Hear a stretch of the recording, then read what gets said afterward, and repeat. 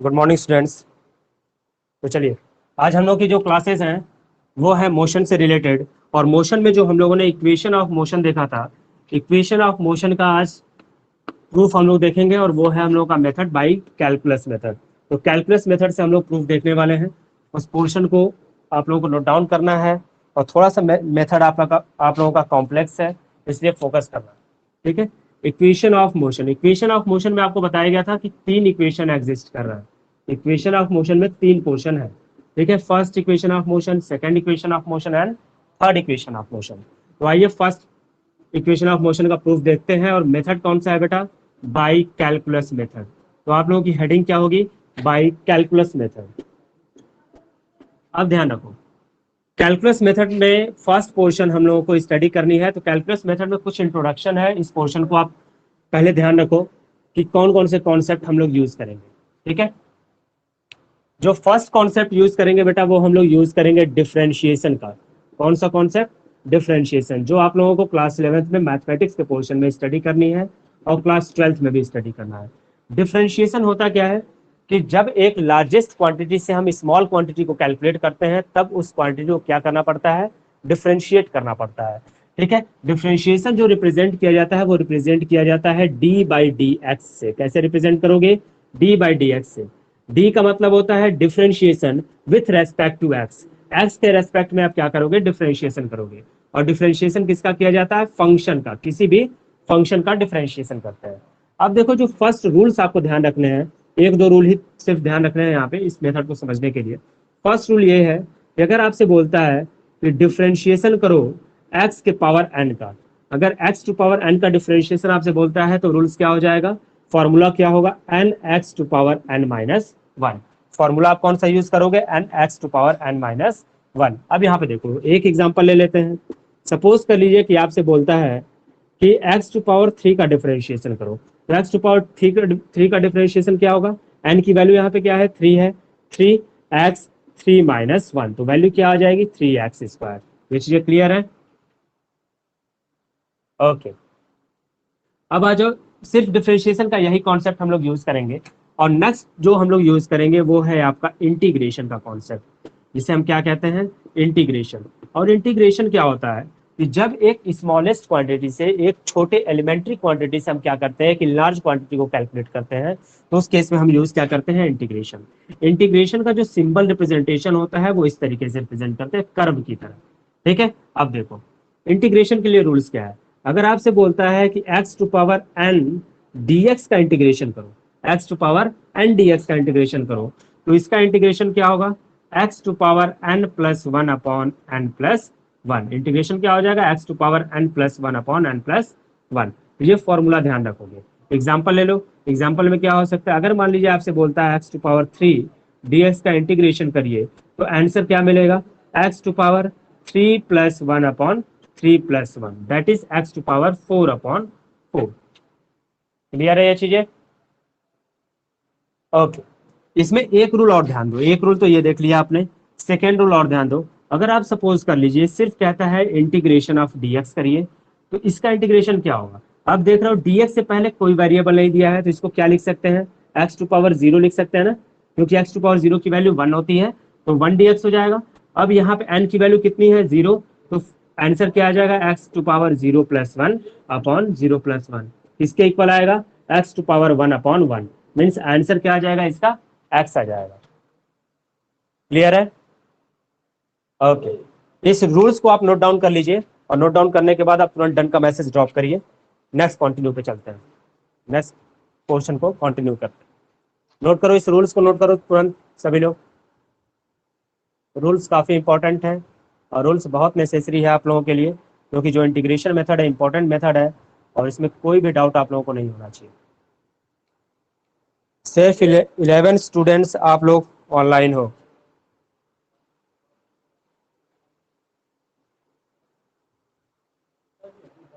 हाँ, सिर्फ 11 students online हो, सभी लोग ऑनलाइन रहने की कोशिश करो।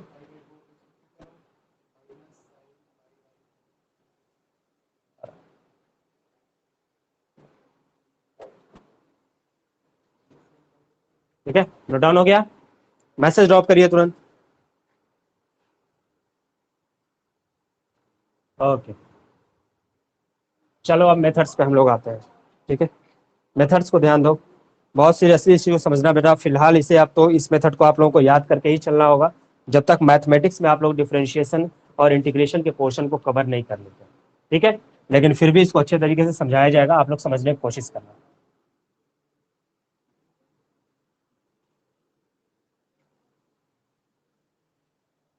अब ध्यान दो, जैसे अगर फर्स्ट मेथड की हम लोग बात कर रहे हैं बेटा, तो इसमें फर्स्ट इक्वेशन हम लोगों का है क्या? फर्स्ट इक्वेशन है v equal to u plus a t. यही इक्वेशन हमें प्रूफ करना है। तो अब ध्यान दे रहे हो कि इसमें आप देख रहे हो कि एक्सेलरेशन का टर्म आया हुआ है। ठीक है, एक्सेलरेशन का टर्म आया हुआ, तो हम लोग क्या यूज करेंगे कैलकुलस मेथड में? सबसे पहले ध्यान रखना, यूज फॉर्मूला फॉर एक्सेलरेशन। हम एक्सेलरेशन का फॉर्मूला यूज कर रहे हैं, use formula for acceleration. Acceleration का फॉर्मूला हम लोग यूज करेंगे। ठीक है, अब इस टर्म को ध्यान दो। ठीक है, ध्यान दीजिए, एक्सेलरेशन के लिए अगर ए की बात करें तो ए का एक फॉर्मूला आपने पढ़ा था, और वो फॉर्मूला क्या था बेटा? डीवी अपॉन डी टी, याद है? Change in velocity upon change in time taken. और इसको डिफरेंशिएशन के टर्म में हमने क्या लिखा था? डीवी अपॉन डी टी लिखा था। ये चीजें सभी को क्लियर है? अब ध्यान दो, यहाँ पे हम क्या कर रहे हैं? क्रॉस मल्टीप्लीकेशन कर रहे हैं। ठीक है, क्रॉस मल्टीप्लीकेशन करेंगे तो आपको क्या मिल जाएगा? A d t equal to क्या मिल गया? डीवी मिला। आपको यहाँ से क्या मिला? A d t equal to dv. इसको अरेंज करते हैं तो ये मिल गया dv equal to a d t. देखो, यहाँ आपको टर्म क्या मिला? कुछ किया नहीं गया है, सिर्फ क्या किया गया? A equal to dv by d t है, क्रॉस मल्टीप्लिकेशन हमने कर दिया है और सिर्फ अरेंज कर दिया, ये टर्म मिला। अब देखो, डीवी क्या है? एक डिफरेंशियल वेलोसिटी है। डिफरेंशियल वेलोसिटी को हमें कंप्लीट वेलोसिटी में कन्वर्ट करना होगा, तो अभी हम क्या बताए हैं? ये स्मॉलेस्ट क्वांटिटी से कंप्लीट क्वांटिटी में कन्वर्ट करना होगा, तो हम क्या करेंगे? इंटीग्रेशन यूज करेंगे। तो यहाँ क्या करेंगे? दोनों साइड इंटीग्रेट करेंगे। तो स्टेटमेंट क्या लिखोगे आप? Integrate both side. Integrate both side, दोनों साइड इंटीग्रेशन अप्लाई करेंगे। तो इंटीग्रेशन के लिए सिंबल अभी क्या बताया है? ये कर्व की तरह, सांप की तरह एक सिंबल बनाओगे डीवी, और फिर इंटीग्रेशन ए डी टी हो जाएगा। ये क्लियर है? अब देखो, यहाँ पे स्टेप आपको समझने की जरूरत है। जो वेलोसिटी है वो वेलोसिटी कहाँ से कहाँ जा रही है, ये ध्यान दो। वेलोसिटी आपको मालूम है कि इनिशियल वेलोसिटी हमने यू लिया था, फाइनल वेलोसिटी वी लिया था। तो जब इंटीग्रेशन करोगे तो लोअर लिमिट क्या लिखोगे? इस कर्व के डाउनवर्ड। अपर लिमिट क्या लिखोगे? इस कर्व के अपवर्ड। तो यू एंड वी, और ये टर्म क्या हो गया? डीवी। जैसे लिखा था वैसे लिखोगे। नेक्स्ट टर्म, अब यह देख लो, dt है, वेरिएबल क्या है? टाइम है। तो टाइम के लिए एक्सेलरेशन क्या होगा? कांस्टेंट होगा।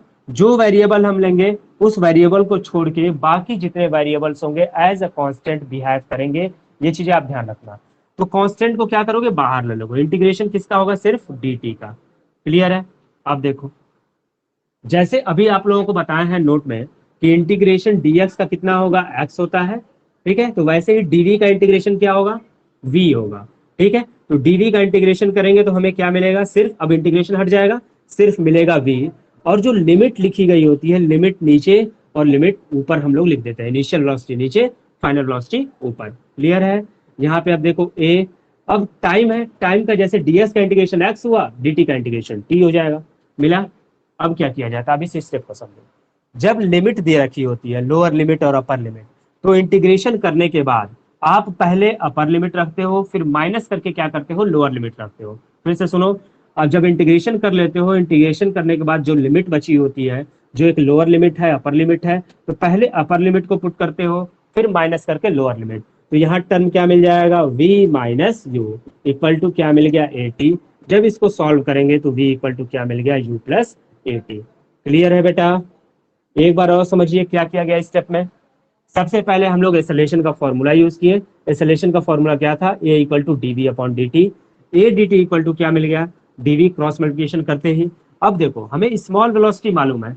स्मॉल वेलोसिटी मालूम है, किसके इक्वल है? ए डी टी के। तो हमें कंप्लीट वेलोसिटी चाहिए। मैथमेटिक्स हमसे क्या बोलता है कि we have to integrate the equation. हम लोग को इक्वेशन को इंटीग्रेट करना होगा। तो हमने क्या किया? इंटीग्रेट बोथ साइड, दोनों साइड को इंटीग्रेट कर दिया। इंटीग्रेशन किया तो सिंबल हमने यूज कर दिया इंटीग्रेशन का। ठीक, डीवी और ए डी टी। अब वेलोसिटी देखो, वेलोसिटी ऑब्जेक्ट की क्या थी? इनिशियल वेलोसिटी यू थी, फाइनल वेलोसिटी वी थी। तो लिमिट यूज कर दिया।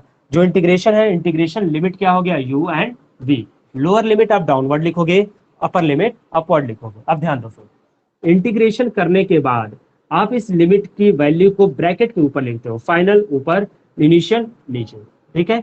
अब यहाँ देखो ए डी टी है, डी टी का इंटीग्रेशन टी हो जाएगा, क्योंकि फॉर्मूला कौन सा यूज हो रहा है, integration of d x equal to x. अब देखो upper limit v, lower limit u, minus sign a t, u को उधर भेजा हमने, v equal to u plus a t. Okay, सभी लोगों को क्लियर है? नोट डाउन करिए, किसी को किसी स्टेप में अगर कंफ्यूजन हो रहा है तो वो तुरंत मैसेज ड्रॉप करें, उसको फिर से मैं एक्सप्लेन करता हूँ आप लोगों को। आई होप कि बोर्ड पे हर एक चीजें क्लियर है, वॉइस हर एक चीजें क्लियर है, हर एक चीजें आप लोगों को साफ साफ विजुअलाइज हो रही है। सर टाइम की लिमिट नहीं लिखे हैं। किसी को कुछ भी डाउट हो बेटा, अपने वीडियोस ऑन नहीं किया करो, आप लोग अपने वीडियोस टाइम की और लिमिट नहीं लिखे हैं। साउंड दोनों आप डिसेबल करके रखा करो।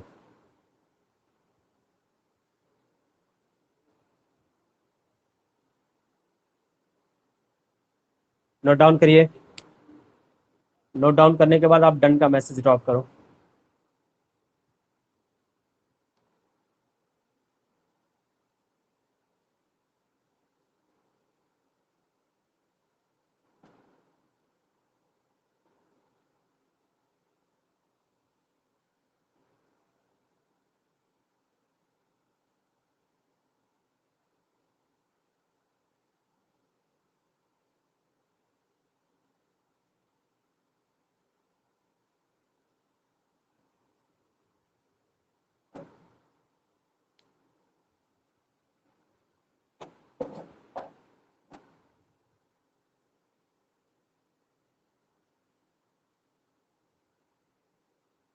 ऋषभ यादव बेटा, टाइम की लिमिट जो है वो 0 से टी आप रख सकते हो, ठीक है, उसमें कोई इशू नहीं है। रखना चाहो रख सकते हो, नहीं रखना चाहो नहीं रख सकते हो, कोई इशू नहीं।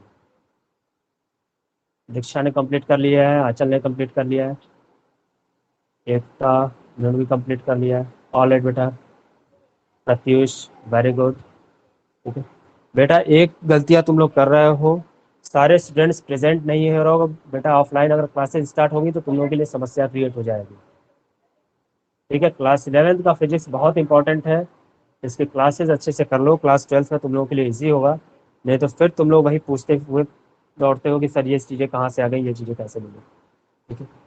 क्लासेस कंटिन्यू आप लोग करो, ठीक है, एटलीस्ट मेरी क्लासेस करो, नहीं तो ऑफलाइन क्लासेस होंगी अगर, तो तुम लोगों के लिए मैं बहुत बड़ा सिरदर्द साबित होगा, इतना समझ जाओ।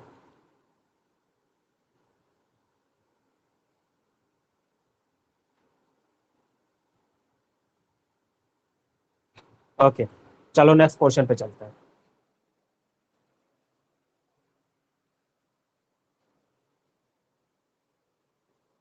नेक्स्ट इक्वेशन, अब देखिए नेक्स्ट इक्वेशन आपसे क्या बोलता है, नेक्स्ट इक्वेशन में आपको प्रूफ क्या करना होगा, s equal to u t plus half a t square, यही चीजें प्रूफ करनी है।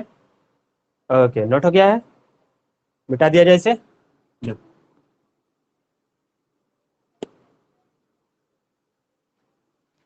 अब नेक्स्ट पोर्शन क्या है, नेक्स्ट इक्वेशन क्या है, ध्यान दो। नेक्स्ट इक्वेशन में हमें प्रूफ क्या करना है, हमें प्रूफ करना है s equal to u t plus half a t square, clear है। अब ध्यान दो इसमें क्या यूज करोगे, इसमें भी आपको शॉर्टकट जो बता रहा है वो ध्यान रखना, use formula for velocity, use formula for velocity, velocity के लिए आप फॉर्मूला क्या करोगे, यूज करोगे, ठीक है। अब ध्यान दो, हम लोग जानते हैं, ठीक है, हम लोगों को क्या मालूम है, we know, v equal to या वेलोसिटी इक्वल टू क्या होता है बेटा, वी इक्वल टू होता है change in displacement upon change in time, जिसे हम क्या लिखते हैं, dx अपॉन dt लिखते हैं, क्लियर है। अब यहां देखो, but from first equation of motion, from first equation of motion, first equation of motion से देखा जाए तो हम लोग को क्या मिलता है, v इक्वल टू मिलता है u प्लस ए टी मिलता है। इस वैल्यू को पुट करें, ये वैल्यू पुट करोगे तो आपको क्या मिल गया, u plus a t equal to d x upon d t मिला। क्रॉस मल्टीप्लिकेशन कर दिया जाए तो आपको मिल गया u plus a t into d t equal to d x मिला। अब देखो ये एक स्मॉल डिस्प्लेसमेंट दिख रहा है, अब हमें कंप्लीट डिस्प्लेसमेंट निकालना होगा तो फिर हम लोग क्या करेंगे, इंटीग्रेशन यूज करेंगे। तो अब क्या कर रहे हैं, इंटीग्रेट बोथ साइड, दोनों साइड इंटीग्रेट करें, इंटीग्रेट बोथ साइड, जैसे ही दोनों साइड इंटीग्रेट करते हैं हम लोगों को क्या मिलेगा, u plus a t d t का integration equal to d x का इंटीग्रेशन, ठीक है। अब देखो अब हम लोग क्या करेंगे, यहाँ पे देखो u प्लस एटी है, तो u तो इनिशियल वेलोसिटी खुद है, इसके साथ तो कोई लिमिट नहीं लगेगी, एक्सेलरेशन है। टाइम आप 0 से t, इसके साथ लिमिट लगाना चाहो लगा सकते हो, नहीं लगाना चाहो नहीं लगा सकते हो। लेकिन dx की बात करें तो ये क्या है, पोजीशन है ना, तो पोजीशन कहाँ से कहाँ था आपको मालूम है, x1 से x2 था। देखे थे कि एक ऑब्जेक्ट क्या था, एक ऑब्जेक्ट इस पोजीशन पे x1 पे था और दूसरा ऑब्जेक्ट इस पोजीशन पे x2 पे था, दोनों के बीच आपको क्या मिला था, x2 माइनस x1 मिला था। डायग्राम जो फर्स्ट मेथड में बताए थे वही मेथड में आप यूज करोगे, ठीक है। अब ध्यान दो, यहाँ पे ब्रैकेट को ओपन करो, ब्रैकेट को ओपन करोगे तो आपको क्या मिलेगा, यू डी टी मिल गया प्लस, क्योंकि dt का प्रोडक्ट u के साथ भी होगा और at के साथ भी होगा। दूसरा क्या मिल गया, at dt मिला, और इधर क्या मिल गया, अब ds का इंटीग्रेशन करोगे तो x मिल जाएगा, लिमिट कैसे लग जाएगी, x1 x2, क्लियर है। अब देखो, अब टाइम क्या है, वेरिएबल है, u क्या है, कांस्टेंट है, तो u बाहर हो गया, और dt का इंटीग्रेशन सिर्फ करेंगे, यहाँ देखो a कांस्टेंट है, t अंदर है, t dt हो गया, और यहाँ पे क्या मिल गया आपको, x2 माइनस x1, ये क्लियर है। x2 पहले पुट करोगे, x1 बाद में, ध्यान दो। अब जैसे ds का इंटीग्रेशन x होता था, dt का इंटीग्रेशन t मिलेगा, तो ut मिल गया, फिर a। अब देखो, अब अभी क्या बताया था थोड़ी देर पहले कि x टू पावर n होगा, तो इसका इंटीग्रेशन क्या होता है, x to power n plus one upon n plus one होता है। अगर मान लो कि x के पावर 2 होता या x सिर्फ x होता, तो x dx होता, तो इसका इंटीग्रेशन क्या होता है, x to power 1 plus one upon one plus one, क्योंकि यहाँ कुछ नहीं है तो x टू पावर 1 तो है, तो वैसे ही t के पावर कुछ नहीं है तो t के पावर 1 है, तो इंटीग्रेशन क्या मिल जाएगा बेटा, t के पावर 1 प्लस वन करेंगे तो 2 आ जाएगा, और 1 प्लस वन नीचे आएगा तो 2 हो जाएगा, और ये क्या मिल गया, x2 माइनस x1। अब यहाँ देखो ये क्या मिला, ut plus half at square, और x2 माइनस x1 क्या होता है, डिस्प्लेसमेंट होता है, तो नोट डाउन कर लीजिए। सेकेंड इक्वेशन ऑफ मोशन काफी इंपॉर्टेंट पोर्शन है, ये चीजें आपको ध्यान रहा, ठीक है। ओके, नोट डाउन करिए, नोट करने के बाद तुरंत मैसेज ड्रॉप करिए। किसी को कुछ भी डाउट हो पूछ सकता है।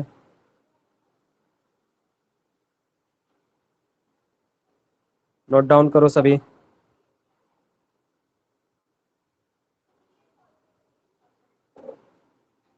हेलो हेलो हेलो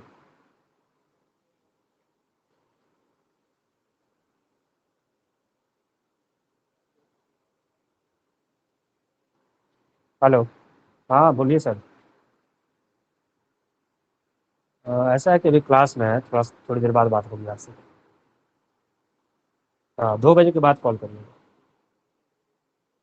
ठीक।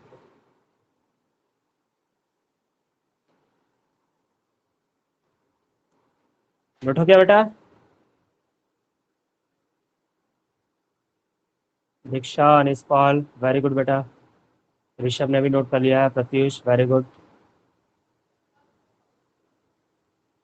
ओके बेटा, 12 बच्चे तुम लोग लाइव रहते हो, मैसेज जो मिलता है सिर्फ 4-5 बच्चों का हमें रिसीव होता है, इसका क्या मतलब है,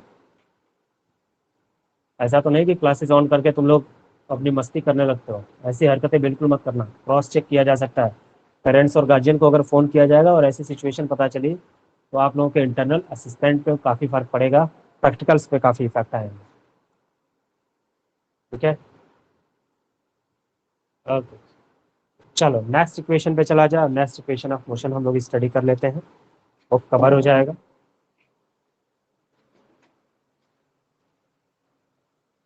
मिटा दिया जाए, चलो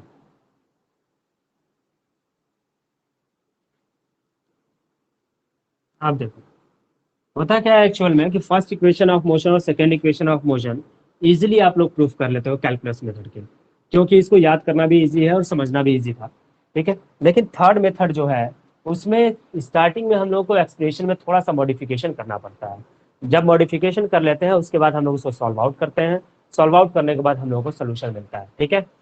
लेकिन third equation of motion actual में है क्या, क्या चीजें आपको प्रूफ करनी है, अगर प्रूफ करने की बात करें तो क्या प्रूफ करनी होगी, वी स्क्वायर इक्वल टू आपको प्रूफ करना है you square plus 2as, means final velocity का स्क्वायर किसके इक्वल होगा, इनिशियल वेलोसिटी के square plus 2 times of acceleration and displacement, ठीक है। अब यहाँ पे देखो, आप यहाँ पे क्या यूज करोगे, आप ध्यान रखना एक्सेलरेशन के लिए फॉर्मूला यूज करोगे। यूज फॉर्मूला फॉर एक्सेलरेशन, हम क्या लिख रहे हैं, use formula for acceleration. Acceleration के लिए हम फॉर्मूला नोट डाउन कर रहे हैं, ठीक है। अब ध्यान दो, एक्सेलरेशन के लिए फॉर्मूला अगर नोट किया जाए तो ए इक्वल टू क्या होता है बेटा, ए इक्वल टू होता है डीवी अपॉन डी टी, ये क्लियर है। एक्सेलरेशन इक्वल टू क्या होता है, change in velocity upon change in time. अब इस इक्वेशन में हम क्या कर रहे हैं कि ए इक्वल टू हम लिख रहे हैं dv upon d t into d x upon d x. अब देखो, कोई एक क्वांटिटी है जिसमें उतने ही वैल्यू का मल्टीप्लिकेशन कर दिया जाए और उतने ही वैल्यू का डिवीजन कर दिया जाए तो कोई इफेक्ट पड़ेगा, कभी नहीं पड़ेगा, ठीक है। तो डीएक्स का मल्टीप्लिकेशन भी हमने कर दिया, डीएक्स का डिवीजन भी कर दिया। अब इसको थोड़ा सा हम अरेंज कर रहे हैं, अरेंज कैसे कर रहे हैं अब ध्यान दो, ठीक है। डीवी अपॉन डीएक्स को अलग लिख लिया मैंने, और डीएक्स अपॉन डी को अलग लिख लिया। इस dx के नीचे dt ला दिए और dv अपॉन dx लिख दिया। अब एक चीज ध्यान दो, since dx upon dt equal to आपको मालूम है कि क्या होता है, वेलोसिटी होती है, क्लियर है। इस वैल्यू को यहाँ पे मेंशन करो तो आपको क्या मिलेगा, a इक्वल टू मिल जाएगा v। v किसके लिए आ गया बेटा, dx अपॉन dt के लिए, और फिर क्या है, dv अपॉन dx है, क्लियर है। अब करोगे आप क्रॉस मल्टीप्लिकेशन, क्रॉस मल्टीप्लिकेशन करते ही क्या मिला, a dx equal to v dv, a d x equal to v d b मिला। अब देखो, यहाँ डिस्प्लेसमेंट भी छोटा है, डिफरेंशियल वैल्यू है, वेलोसिटी भी डिफरेंशियल वैल्यू है, तो हमें कंप्लीट वैल्यू कन्वर्ट करने के लिए क्या करना पड़ेगा, इंटीग्रेशन करना पड़ेगा, ठीक है।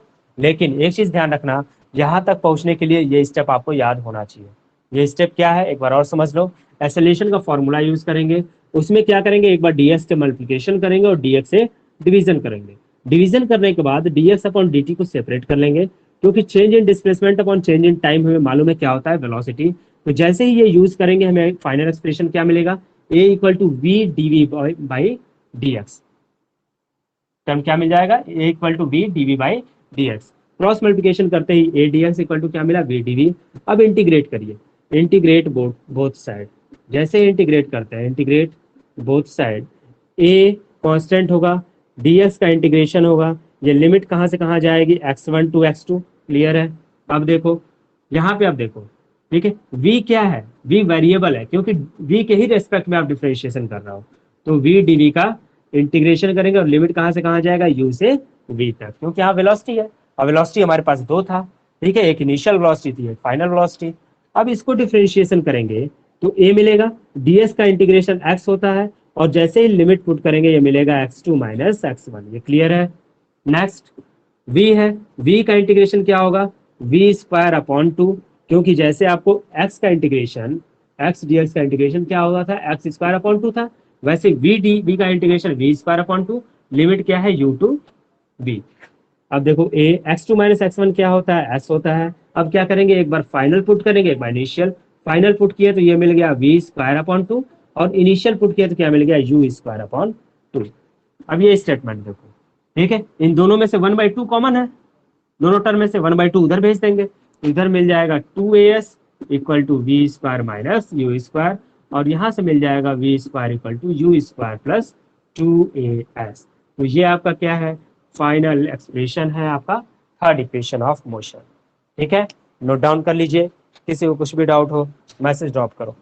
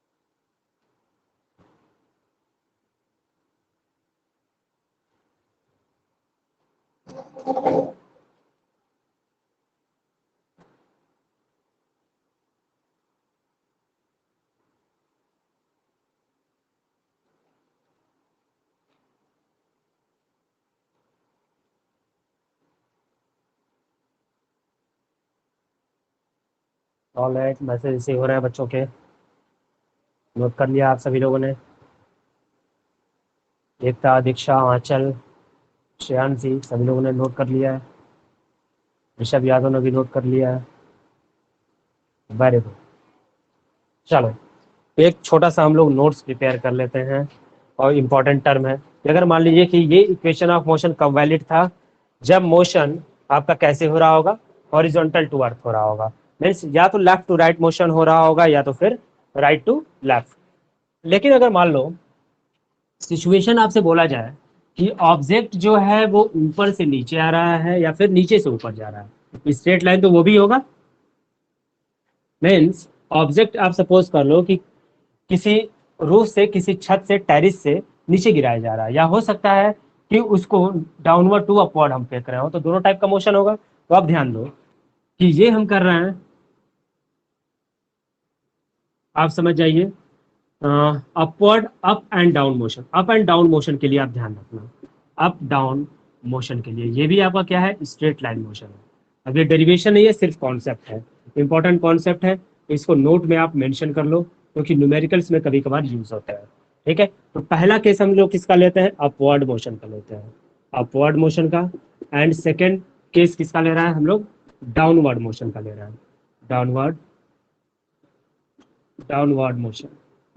ठीक है, अब देखो मॉडिफिकेशन सिर्फ क्या होगा, अगर मोशन अपवर्ड हो रहा है तो आप देख रहे हो कि अगर ऑब्जेक्ट है, ये ऑब्जेक्ट है, इसको ऊपर की तरफ हम फेंक रहे होंगे, तो आप ये बताओ कि जब ऊपर की तरफ फेंका जा रहा होगा तो एक्सेलरेशन इस केस में क्या होगा, ए इक्वल टू हमेशा कितना होगा, एक्सेलरेशन ड्यू टू ग्रेविटी के इक्वल होगा, ए इक्वल टू माइनस जी के इक्वल हो। माइनस क्यों है, क्योंकि acceleration due to gravity G की अगर बात करें तो उसका साइन हमेशा क्या होता है, डाउनवर्ड होता है। एक्सेलरेशन ड्यू टू ग्रेविटी हमेशा डाउनवर्ड की तरफ लगती है। अगर ऑब्जेक्ट ऊपर जा रहा है तो अर्थ क्या करेगा, उसको नीचे की तरफ खींचने की कोशिश करेगा, तो एक्सेलरेशन ड्यू टू ग्रेविटी क्या होता है, नीचे होता है।